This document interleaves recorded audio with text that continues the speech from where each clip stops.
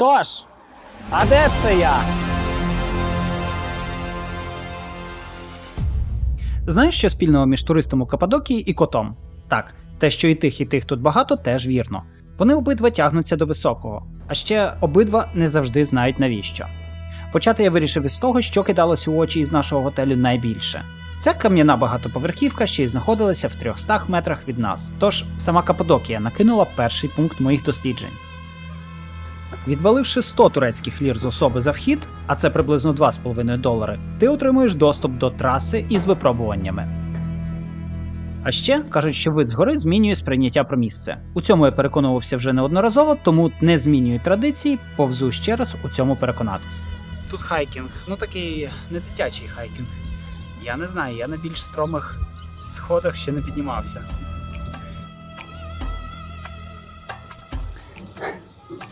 Ку-ку. Такий невеличкий ранковий хайкінг. До речі, ми зараз повземо на найвищу у Каппадокії скельну фортецю на висоту 90 метрів. Погнали! Колись ця скеля була стратегічною точкою, а зараз тут стратегічно вигідний вид на інстаграм-фоточку. Як же ж змінились часи? Oh, yeah. Мене приємно вразило те, що на цьому майже музейному об'єкті можна багато до чого дотягнутися, якщо зможеш, і доторкнутися, якщо дотягнешся.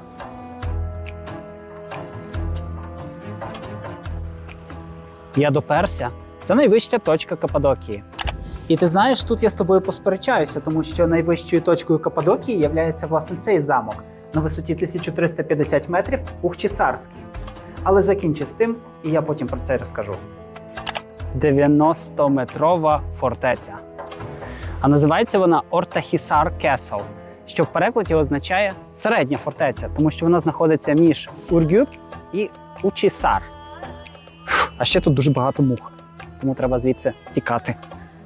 Турки не сильно заморочувалися з назвою фортеці, тому і назвали її так само, як і місто, де вона колись виросла прямо із вулканічного туфу. Тобто Ортахісар. Ця фортеця використовувалася як укріплення та житло ще з 1600 року, увага, до нашої ери. Ну і, звісно, вона просякнута усілякими лабіринтами, скритими кімнатами, до яких можна зайти, залізти, деколи ти не можеш туди проповзти. Але ми спробуємо.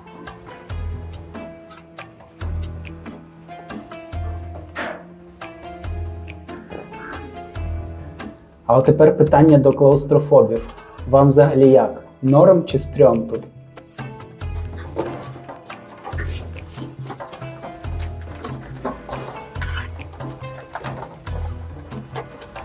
Ще ця фортеця використовувалася як сховище для фруктів і овочів, бо камінь у печерах тримає сталу температуру, створюючи такий собі природній холодильник. У 2004 році башту закрили через небезпеку руйнації. Інженерам довелося проводити реконструкцію, закрити тріщини, зміцнити скелю, і вже у 2013 році її знову відкрили для туристів.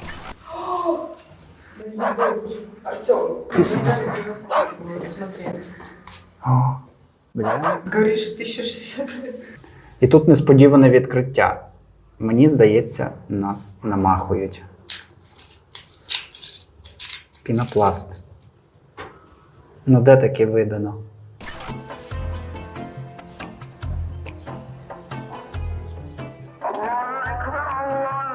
Будучи на вершині, ми почули азан. Це мусульманський заклик до молитви. Його 5 разів на день проголошують через гучномовці. Його чути з кожної мечеті. І коли ти там, серед скель і вітру, звук звучить дуже магічно. Звідси, з цієї історичної махіни, видно наш сховок. От ту кам'яну нірку. Так. Саме там ми жили. Не готель, а справжня печера Флінстоунів. Ну і раз ми вже добралися сюди, це час для швиденького румтуру. Обіцяю, без пафосу, але з вайбом. Хоча кого я обманюю? Звісно, з пафосом. Заходячи у номер, сказати, що я був дуже вражений, це нічого не сказати. Особливо ванна кімната. Це ж взагалі бляха окрема квартира, ще й з джакузі. Що, на мою думку, не сильно туди вписується, але... І так, я не втримався і все ж таки заліз під цю пінкову ковдру. Я знаю, що життя у печері звучить страшно, проте у номері є все необхідне. Світло, чайник, трон з підсвіткою, величезне ліжко і картини, нагадуючи, де ти знаходишся. Сама ж територія готелю компактна, але теж з усім, що треба, включаючи фонтани у формі серця, глечики, багато глечиків, арт-об'єкти і глечики, і навіть рецепцію. Так. Ну і, звісно ж, коти. Куди ж без них? Але до них ми повернемося трішки пізніше. А найголовніше – це вид на ту саму фортецю, яку ми вже відвідали.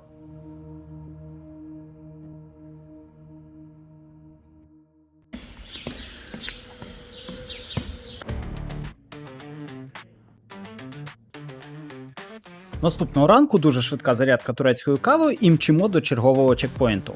Їхати нам аж 4 хвилини від готелю. Взагалі, фішка Каппадокії у тому, що усі ці замагнічені для туристів місця знаходяться майже у пішій доступності, але без машини було би все ж таки дискомфортно. І ось саме у моменті виїзду з-за скелі відкривається панорама із купи скель, а точніше вулканічного туфу. І все ніби нічого, гарно і гарно, але потім починаєш помічати отвори у тих скелях, і мозок сам починає добудовувати історію отворів, які служили вікнами чи входом до чогось помешкання. Ну а кайфу додає те, що це гармонійно і круто виглядає поміж будівель у сучасному нашому розумінні. Перші півгодини я просто ходив і кайфував від виду того, як зараз у сучасному світі люди живуть у скелях. Бо місцеві будинки – це печери у туфі. Ну, це така вулканічна порода, яку дуже легко різати, але важко вбити часом. Місцеві ще з часів хетів, а це приблизно 2000 років до нашої ери, якщо що, почали вирізати у цих кам'яних скелях сховища, храми і цілі житлові комплекси. Просто балкончик в когось в скалі.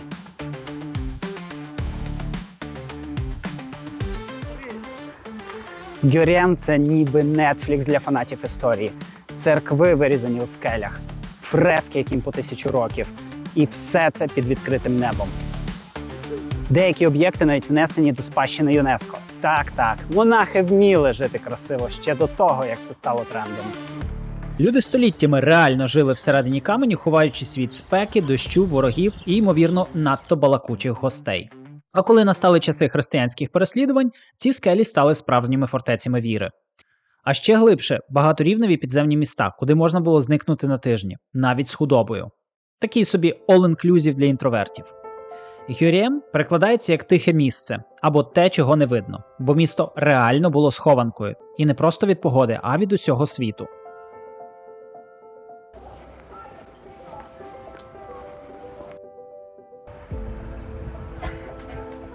На самій вершині даного містечка Гюрєм можна знайти оглядовий майданчик з такими прекраснішими тракторами і, звичайно, видами. І собаками. Ну і, звісно, курками і півнями.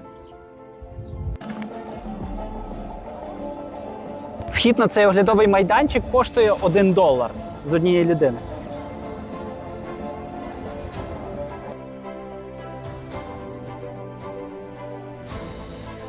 І так, звідси відкриваються все ж таки неперевершені види.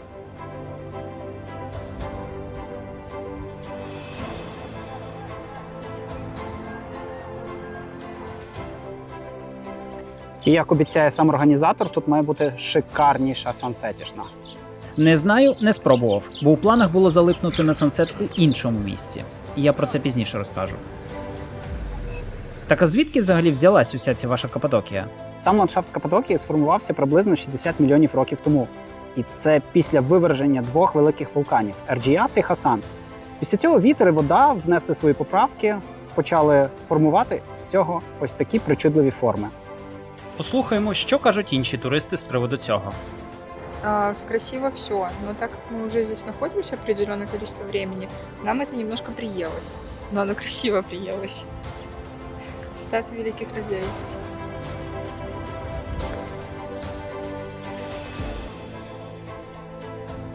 До речі, з цікавинок – це найважливіший центр християнства у Каппадокії у візантійські часи. Що би це кому не говорило. І це дуже гарно. Це прям дуже вау.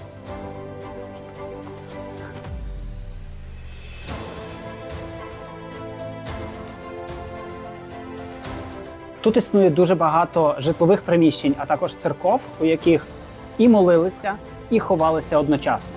І ще з цікавинок. У період арабських набігів більшість церков мали заборону на дзвони для того, щоб не видавати своє місцеположення. Замість цього вони використовували дерев'яні дошки. А зараз вони використовують гучномовці для заклику до молитви.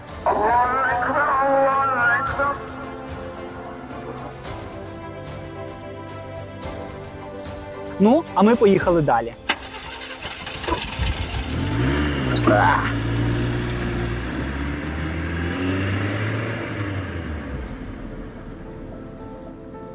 Для мусульман азан – це заклик до молитви. А для туриста, ну як сказати, швидше заклик до поїсти. До речі, тут у ведмедиках дуже м'яко і тепло, і вітер не дує. Ще прикол в тому, що дуже багато місць існує з класними терасами, де можна поїсти, поробити фоточки, звичайно, от, познайомитися з новими друзями. Вони такі тепленькі, м'якенькі. І просто покайфувати з дуже гарним видом. І от сидиш ти на цих терасах, чекаєш свою їжу, замовив буквально якісь там 2 позиції. По-перше, до тебе одразу приходять друзі. Кіця. А по-друге, накривають ось таку поляну. Свято живота і гастрономічний оргазм гарантовано.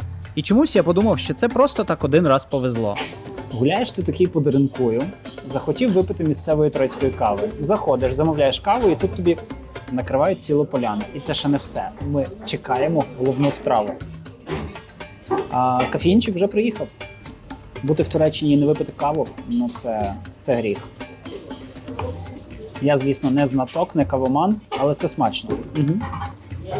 І ось сидиш ти такий, наярюєш цю головну страву і вже скучаєш. Скучаєш по тому, що в Варшаві такого не буде. Це дуже смачно. Все згріє.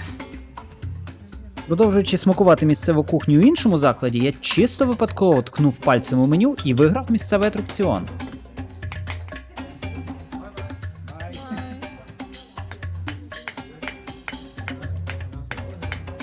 Після чого половина інших гостей теж таке захотіла.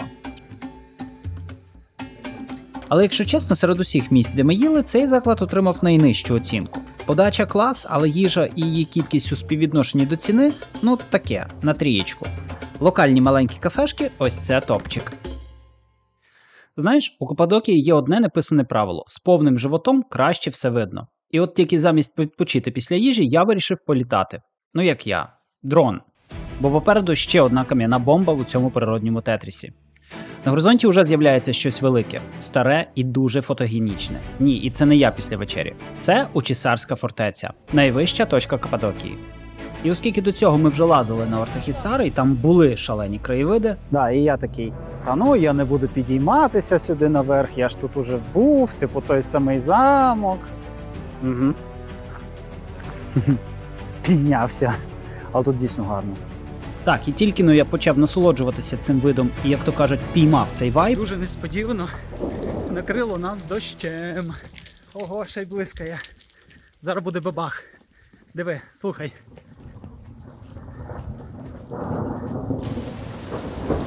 Це, звісно, красота, але таке вже все сіре, неприємне.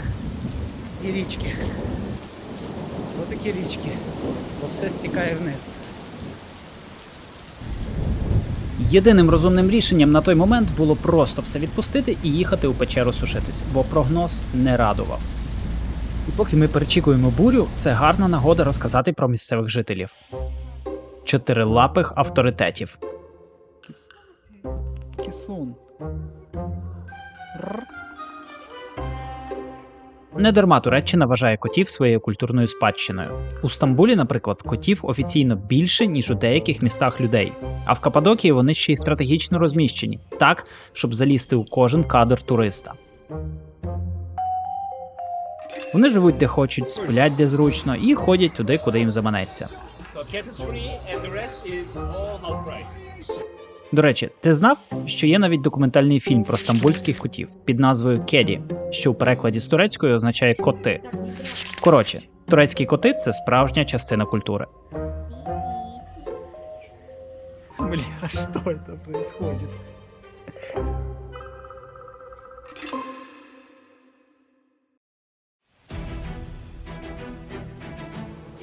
Так от, у Чесарський замок. Вчора ми його не дозняли через дощ, а сьогодні ми знову тут. В перекладі це означає верхня фортеця. Висота 1350 метрів є найвищою точкою у всій Каппадокії. Звідси видно все. Прям все. Прям абсолютно все.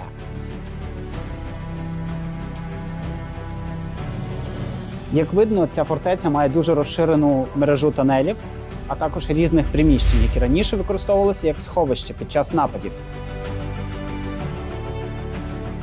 І якщо дуже сильно повезе з погодою, більше ніж нам, то звідси можна навіть побачити вулкан RGS. І саме його виверження тисячі років тому створили ці фантастичні пейзажі Каппадокії. Дякую, вулкан. Вийшло стильно. А ось, власне, і є вершина вулкану RGS. Далеко ось там. Та повернемось до замку. По ньому дійсно цікаво полазити десь всередині по цим тунелям, походити, але у більшості приміщень там трішечки пахне. Відомо чим. Ну, такий собі туалет. О, дуже схоже на якусь кухню. Зали, пічки. Все як має бути.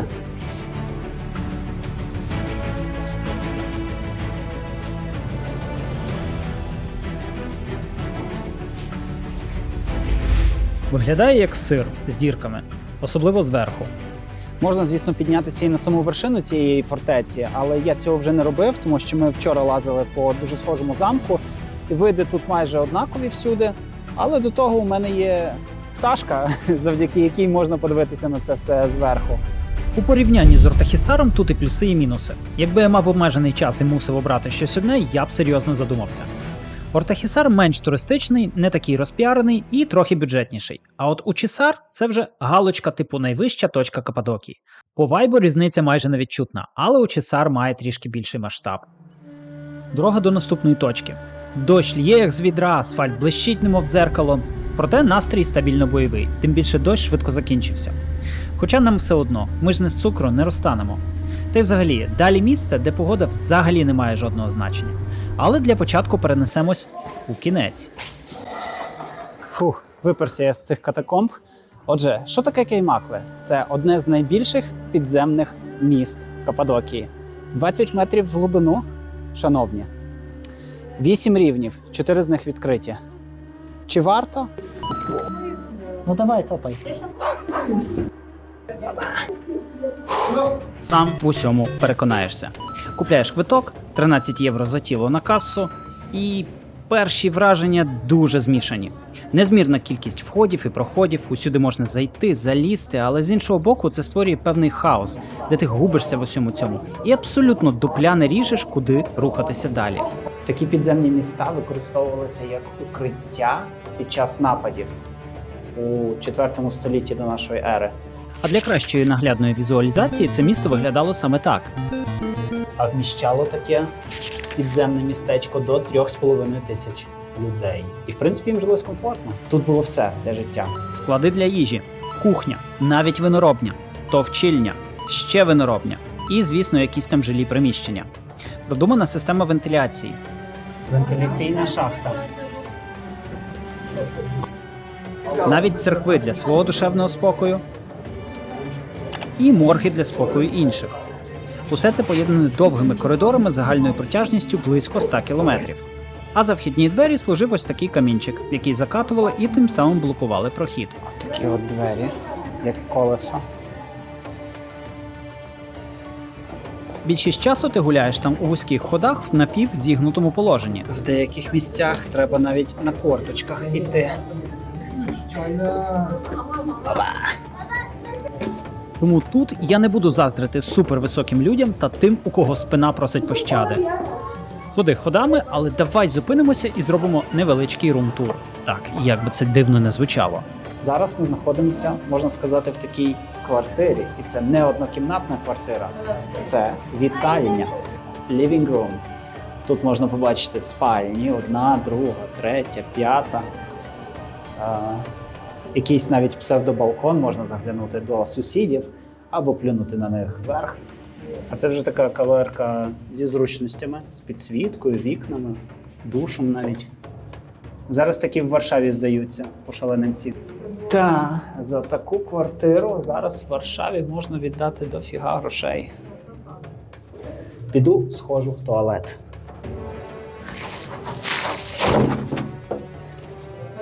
Так, що, вилазити треба звідси. З того туалету. Оба. Оу-є! Оу-є, я живий. Чи зручно людям там було лазити і пересуватись? Однозначно ні. Ну це просто ми зараз такі розбаловані, а захочеш вижити і не до такого звикнеш. Я дуже кайфував від того, що не було жодних заборон і обмежень від того, щоб кудись залізти. Так. Чекай, там темно. Я ліз у кожну діру так завзято, ніби там мали бути відповіді на усі життєві питання, таємна кімната, вино, ну або принаймні щось прикольне для сторіс. Та йду. Ти знімаєш? Так. Була підозра, що не усі були від цього в захваті. Що тут можна знайти? Тут були і церкви, і школи, і жилі приміщення, ціла комунікація тунелів. Це я не знаю, що це за тунель, але треба відвідати, перевірити.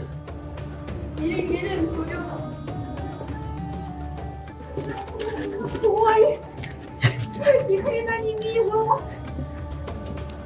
А мы там выйдем куда-то? Такі от дуже вузькі тунелі. Я не знаю, як тут люди бігали, але місцями тут дуже тісно і дуже душно. А ще від такої кількості туристів рятують тільки вентиляційні шахти. Можна туди висунути голову і подихати. До речі, тут більш прохолодніше, можна відпочити. Ще би тут наливали аперольчик або вино якесь. Ми ж у вінярні знаходимося. Є тут, звичайно, моменти, коли туристів дуже багато, і в деяких кімнатах стає дуже тісно. Але варто шукати такі якісь відокремлені місця, там туристів немає, і там більш прохолодніше. І повертаючись до початкового питання, Варто. Це такий тренінг для ніг і для спини, але трошки душнувато. Поїхали далі. а далі включаємо запальну турецьку музику і дістаємося місця Деренкую. В 10 кілометрах від міста Каймакли знаходиться ще одне місто – Деренкую. Якщо Каймакли – це така лайт-версія підземного міста, то Деренкую – це вже такий повний хард-моуд. Це коли ти думаєш, а давай копнемо глибше, і копаєш. На цілих 18 поверхів вниз. І 8 з них відкриті зараз для туристів. Ціна за вхід тут така сама, як і у підземне місто Каймакли. Повсти у такі ж лабіринти, звідки я щойно виповз, сенсу не було, але лови коротке інфо про Деренкую. Це найбільше і найглибше місто у всій Каппадокії. Воно могло вміщати до 20 тисяч людей, плюс худоба, плюс припаси. Там було все необхідне для життя: школи, церкви, навіть виноробня була своя, концертні зали, можливо. Місто з усіма своїми проходами і тунелями рахується більш тісним, тому якщо у тебе клаустрофобія, будь ласка, врахуй це. З цікавинок можна зауважити те, що Деренкую і Каймакли між собою з'єднані тунелем, що не дивно. Тому, як бачиш, ці два міста дуже схожі, і які відвідати – вибір за тобою. А ми стрибаємо у тачку, і поки не стемніло і не почався дощака, глянемо ще одне нетипове для Каппадокії місце.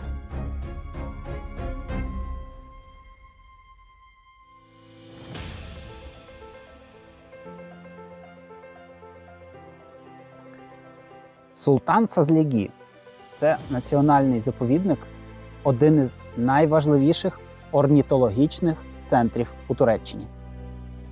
Тут мешкає приблизно 300 різновидів птахів. І якщо ти думав, що фламінго буває тільки в зоопарках або на весільних листівках – сюрприз!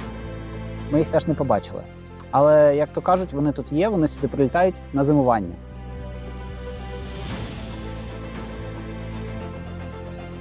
Цей національний парк – це така заболочена територія із, увага, соленими озерами. Заповідник прям величезний. Тут багато озер, стежок дерев'яних, птахів.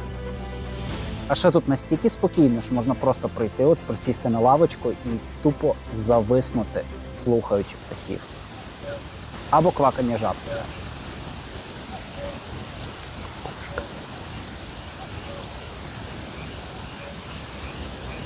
Територія заповідника нереально велика – приблизно 24 тисячі гектар.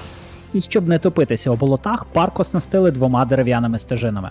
Одна веде до Прісного озера, довжиною приблизно 1200 метрів, а інша – до Соляного – 2300 метрів.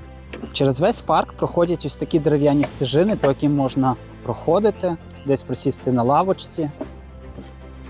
Але теж можна і потрапити, отак от іти прямо і нікуди більше не прийти.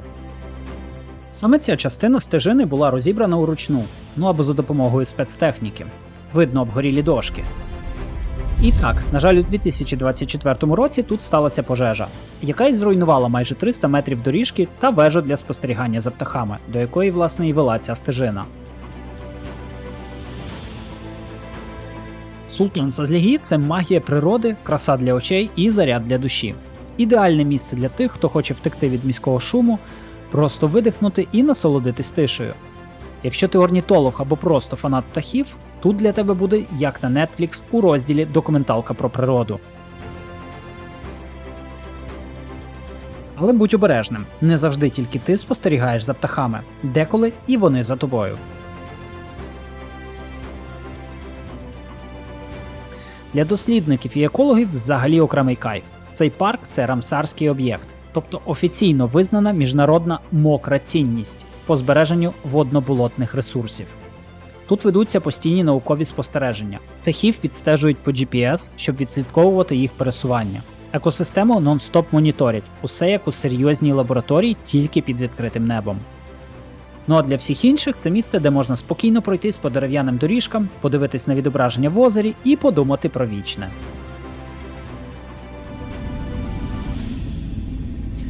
Декілька кадрів дороги, де ми впевнено їдемо. Це ідеальна ілюстрація фрази «головне виглядати, ніби знаєш, куди їдеш». А насправді ми просто гуглимо, де поїсти поруч і як плавно завершити цей день. Тому що завтра нові враження.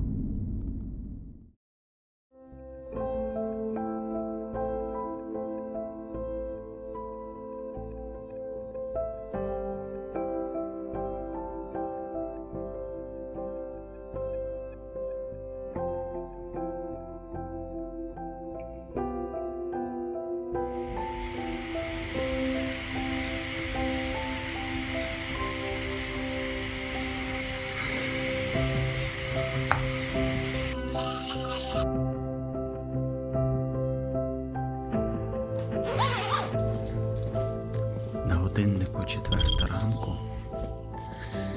мазохізм продовжується. Як ти думаєш, куди ми йдемо? Сам не знаю, куди ми йдемо. Підняти підняли, розбудити забули. І ось коли ми вже набрали повну маршрутку таких самих мазохістів, напівсонних людей, що добровільно прокинулися о 4 ранку, за вікном почало з'являтись саме те, заради чого більшість взагалі їде у Каппадокію. Голод і ранковий холод, а це десь плюс 10, миттєво відходять на другий план. А я сиджу, дивлюсь у вікно і не можу втиснути в голову бодай один осмислений коментар. На язику тільки щось типу банального «вау» або добірний український мат. Бо це не просто красиво, це якесь нереальне кіно. Я навіть уявити собі не міг, наскільки ці кулі величезні. І як виглядає момент, коли десятки з них одночасно підіймаються в повітря. І в ту мить розумієш, ось воно. Це і є та сама магія Каппадокії, про яку усі говорять. Під'їжджаємо до нашого літаючого об'єкта, він ще лежить на боці, ніби дрихне після тяжкої зміни, але вже готується підняти нас подалі від усього цього земного шуму. І мене накриває другою хвилею емоцій. Одне діло побачити кулі здалеку, зовсім інше стояти за кілька метрів і спостерігати, як десятки кубометрів гарячого повітря збираються під одним куполом. Живий механізм, який от-от злетить. Що приємно, кожен з учасників отримав малесенький сніданок від організатора. Час завантажуватись. І тут я щиро здивований, наскільки грамотно усе продумано. Кошик поділений на сектори, кожен максимум по 4 людини.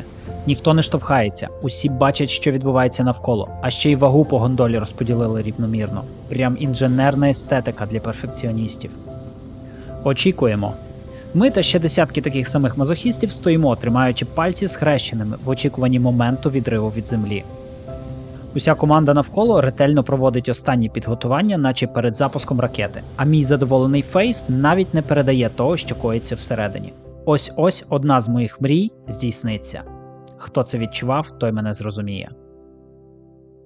Момент відриву від землі суперплавний. Ще деякий час нас тримають на прив'язі, щоб переконатись, що ми не передумали і не вирішили злетіти у космос просто так.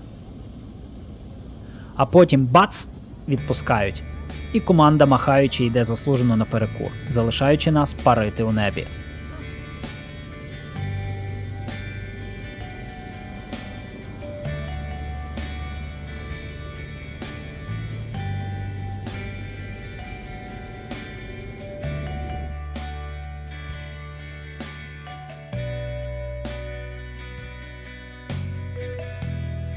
Буквально 1,5 хвилини, і ми вже зависли десь на висоті 300 метрів. Здається, не космос, але звук міста зник, ніби його хтось вимкнув. Навколо тиша.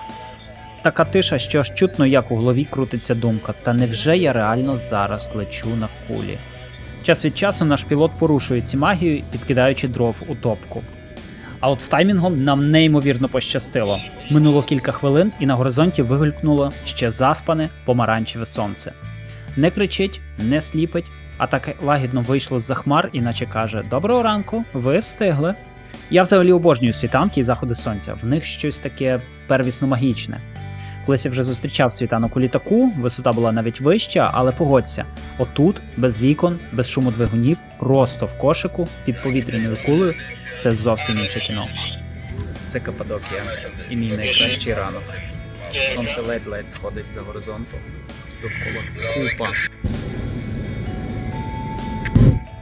Довкола купа повітряних куль, немов великі будь. Ну і записати підводку без тих палаючих дров – це той ще челендж. Це місце, де можна сміливо сказати, що мрії збуваються.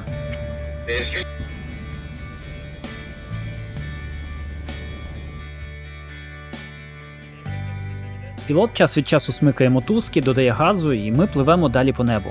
Знизу пролітає одна з найвідоміших і, певно, більш гуглених локацій Каппадокії – Долина Кохання. Чому кохання? Ну, звісно ж, через глибоку романтичну історію. Ха-ха. Просто каміння тут дуже специфічної форми. Довгі, прямостоячі. Ну, ти зрозумів. Природа трошки погралася з геометрією і вийшло те, що вийшло. Геологи кажуть, що це все ерозія. Душніли. Ну, якщо по-серйозному, долина справді казкова. Білі скелі, химерні форми, вулканічні стовпи, які утворилися 1000 років тому, коли попіл і лава сформували м'якіші породи, які потім вітром і дощем вирізало усі ці скульптури. Взагалі ідеальне місце для хайлайтів в інстаграм чи пропозиції руки і серця. А тим часом Наш пілот професійно опустив нас у ущелину. Ще висимо над ущелиною. Шеф, скала попереду. я й досі в шоці. Серйозно, у моїй голові керування повітряною кулею виглядало як «О, вітер дме туди, ну, значить летимо туди. Амінь». Але виявляється, це ціле мистецтво. Так, справді, якщо вітер розганяється більше, ніж до 11 км за годину, кулі навіть не стартують. Але те, що пілоти витворяють у межах цих умов, це чиста магія. Пілот просто майстерський крізь скелі пролітає. Диви, як близько. Можна доторкнутися навіть. От уяви, ми маневруємо поміж скель на повітряній кулі.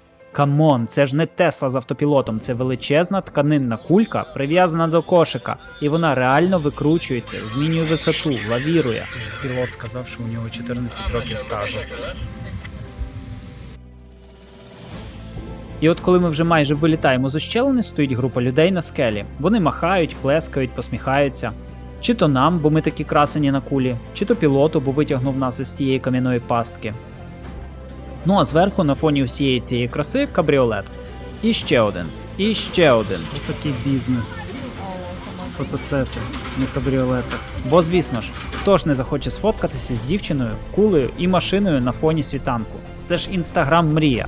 І між іншим виглядає це реально круто. От просто ідеальний кадр. Ми тим часом приземляємося. Хочеш, я здивую тебе ще раз? Так, саме після керування кулею, після тих прольотів в ущелині. Коротше, ми не набирали висоту, навколо поляна. І я такий, ага, ну зараз плавно сядемо десь на травичку, всі поплескають, скажуть дякую і підуть пити чай. Аж тут я бачу наш пікап. Він реально маневрує по тій поляні і паркується прямо на нашій траєкторії. І я собі думаю, ну та ладно, ви серйозно? Сідати прямо на машину кулею? Це ж не GTA, бляха-муха, це реальність. Алло! Будемо сідати на троє. Geri gel hafif geri.